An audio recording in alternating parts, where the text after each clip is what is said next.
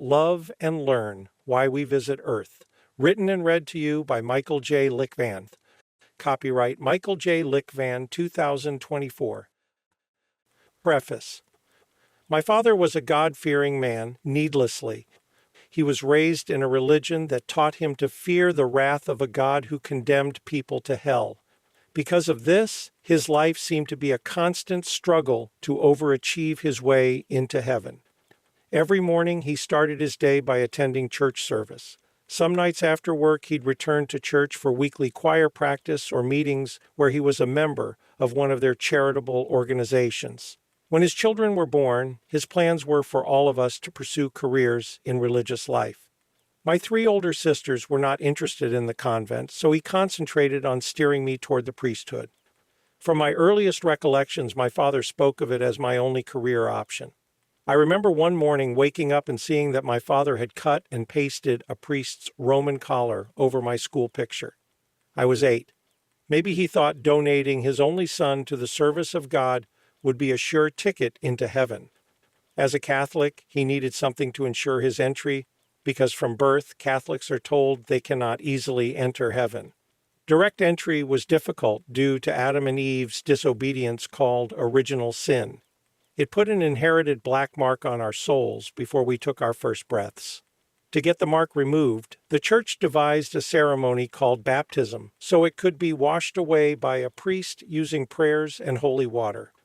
Life is pretty carefree for Catholics after baptism until we reach the age of reason. At the age of 7, black marks return to our souls. Before 7, for instance, if I disobeyed my parents, I got punished, but I could still enter heaven. Once I turned 7, any time I disobeyed my parents, it meant I had broken God's 4th commandment. And getting into heaven after I died was instantly off the table.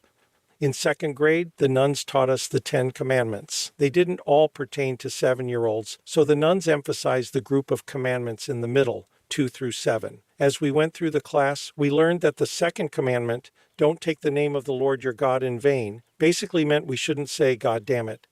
We learned that the 3rd commandment, keep holy the Sabbath, meant we had to go to church every Sunday. The 4th commandment was the one about obeying our parents, although it simply said, honor your father and mother. The 5th and 7th were self-explanatory. Don't kill and don't steal. The 6th commandment, you shall not commit adultery, didn't apply to grade school children, but the nuns taught us adultery meant having impure thoughts. After we turned 7, the church provided a service called confession, where we could erase any new sinful black marks.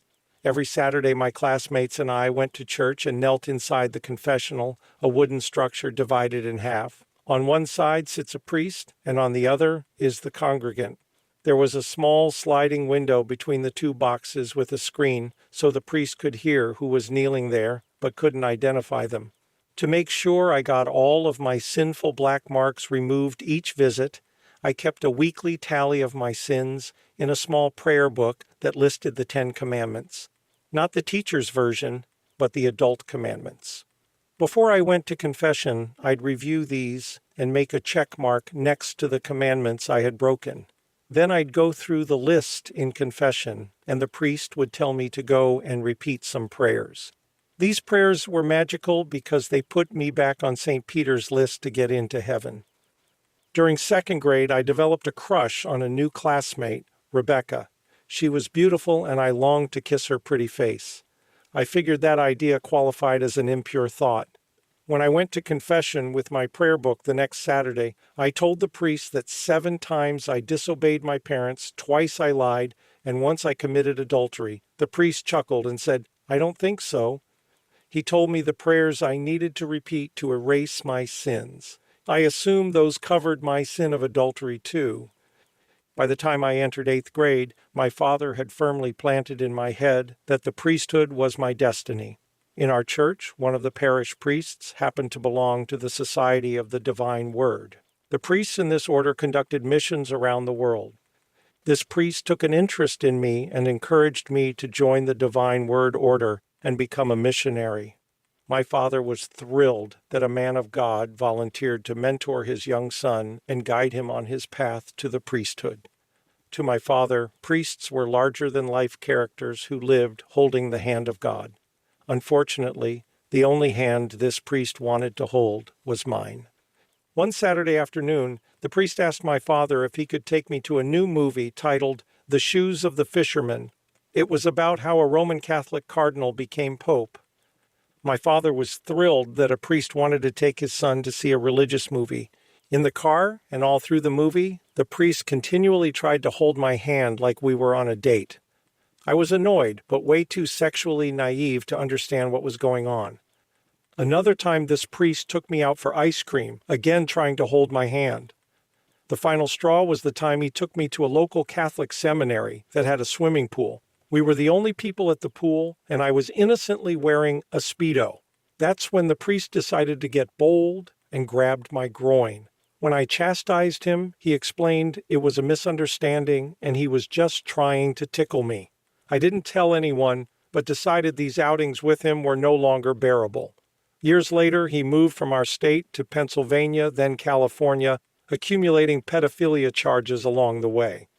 I dared not tell my father about the pool incident because he was a devoted Catholic who wouldn't have believed such a thing about a man of God. My father was also a strict disciplinarian, feared by all of his children. When it came time to choose a high school, I didn't argue when he recommended I spend my freshman year at Divine Word Seminary's boarding school in a neighboring state. It was a high school, but with classes and daily routines designed to prepare young men for a life in the priesthood. Living there around Catholic clergy, I saw through the facade that any priests were larger-than-life superhumans who were one step away from God. They were ordinary men whom the Church designated as capable of doing remarkable things like erasing sins. I was only in that school for a year, but it was enough time for me to decide the priesthood was not in my future. My father surprisingly accepted my decision. I attended the local Catholic high school for the next 3 years. During my junior year, one of the religion teachers invited a Jesus freak to speak to our class. This term was given to young people who were enthusiastic about the New Testament teachings of Jesus. His enthusiasm was contagious and got me interested in reading more about what Jesus taught.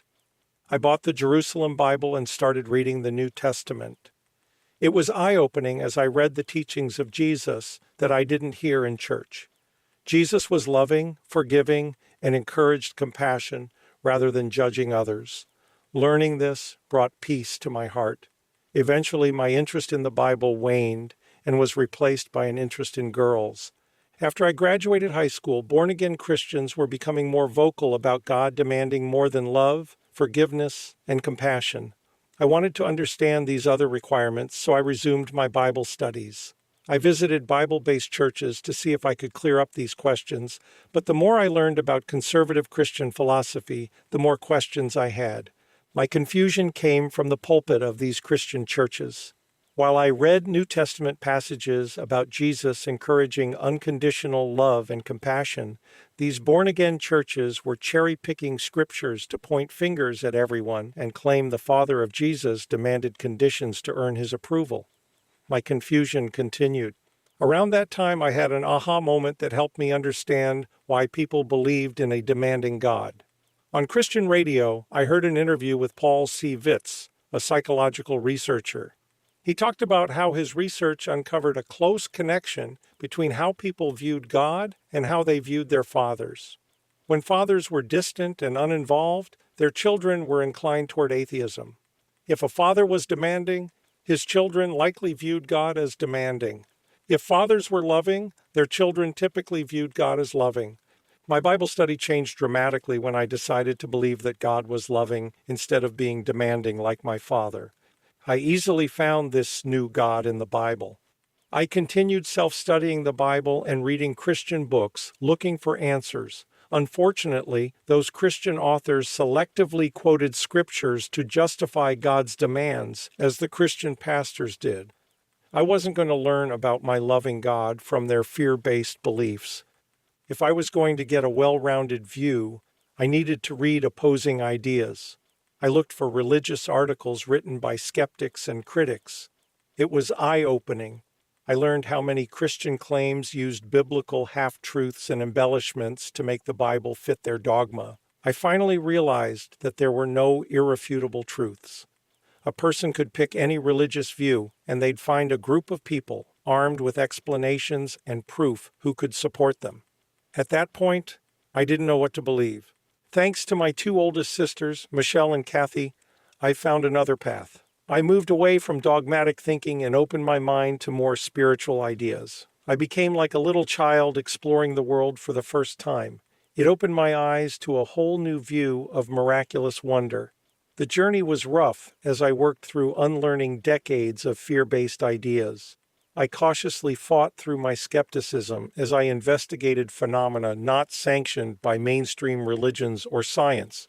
In the end, I gained a more loving and compassionate view of this world similar to what Jesus had.